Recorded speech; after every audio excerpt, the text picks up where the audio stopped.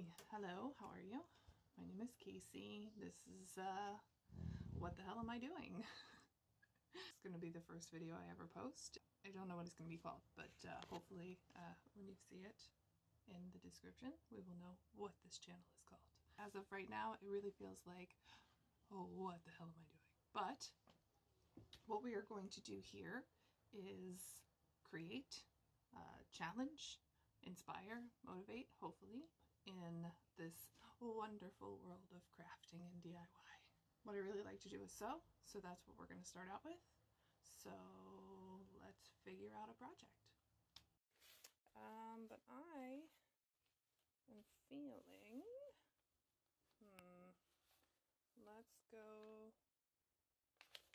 with this one. All right, let's open the magical fabric bin. Ooh, the ghosts of past projects. Any guesses on what this project was? Just wild guess. What do we have? I have a lot of thrifted sheets, curtains, tablecloths, and some purchased fabric from the craft store, waiting for inspiration to hit. I think you can never go wrong with black and red. Let's get started.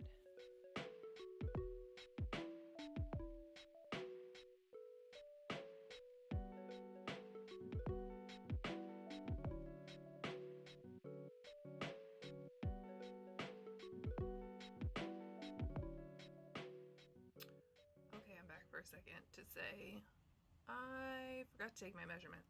I cut each piece out, but I didn't cut out to the actual size that I'm going to do because I'm not sure which one yet. So I'm going to take my measurements real quick. I feel like a derp because, yeah, there's only 5 pattern pieces and I'm going to use all 5. So I don't know why I was searching for pattern pieces. I'm so used to cutting out patterns that have at least 20 more pieces than what you need. Wish me luck. This is the worst part. It's like taking measurements, getting on a scale. Liquid courage. See you on the flip.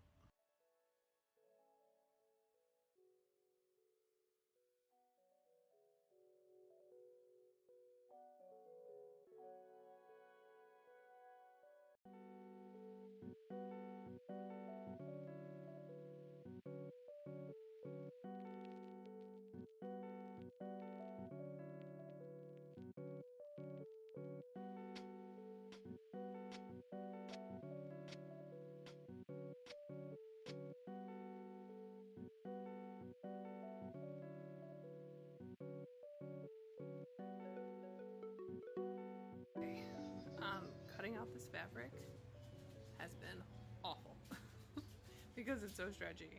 I have to get on top of it and then it just stretches and then I'm having a bad time. And I also know now why people wear knee pads when they're cutting out dresses on hardwood floor. It's awful. It's so bad. I'm gonna get through it though. I'm having to cut out one piece at a time because of just having to be on the fabric and it moving around so much. But wish me luck. I'm going back in.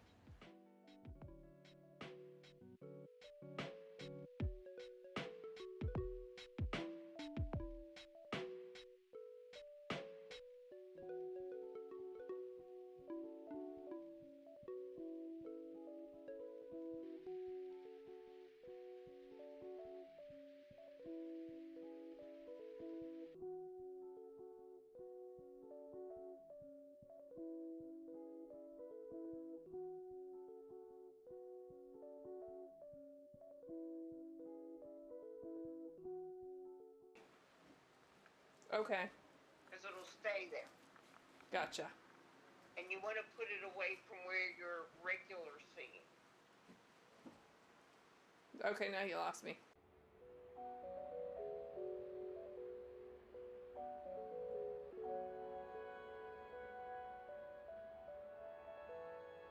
Alright, as we get started, I'm going to gather the shoulder edge and then attach the contrasting fabric to the front and continue on to the contrasting fabric up front, and then a pretty simple seam down the back. We should have this done in no time. All right, let's do it.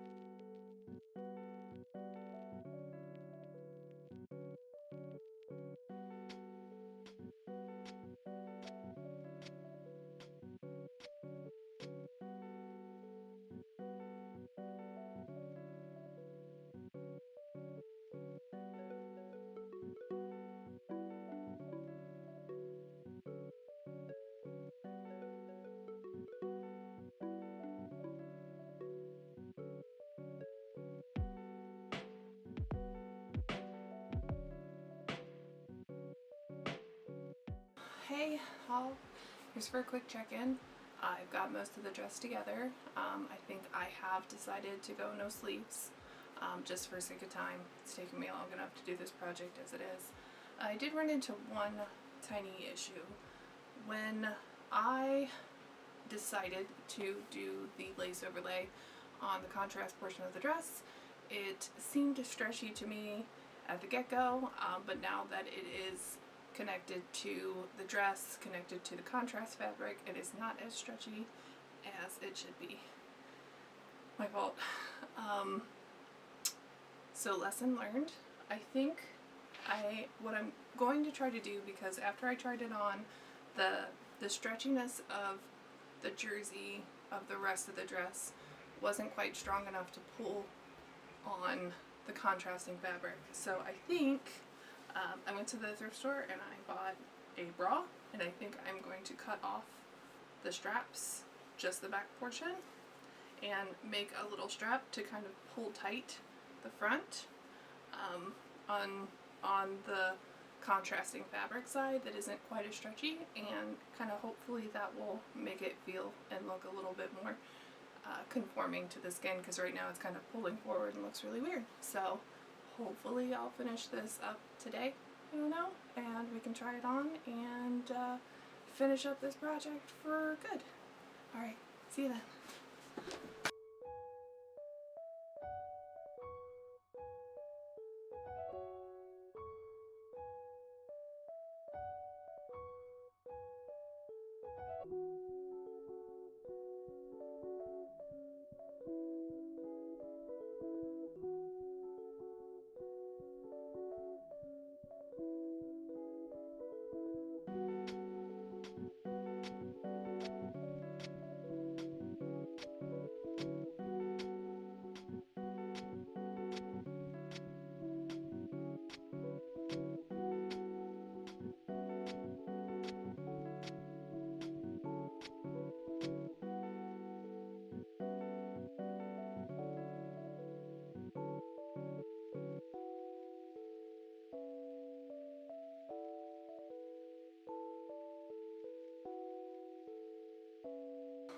Here she is, finally finished.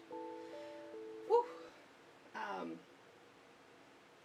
Things that I would have done differently, probably listen to my mom when she warned me that if I were to choose an overlay fabric, that it'd be as stretchy as the regular fabric.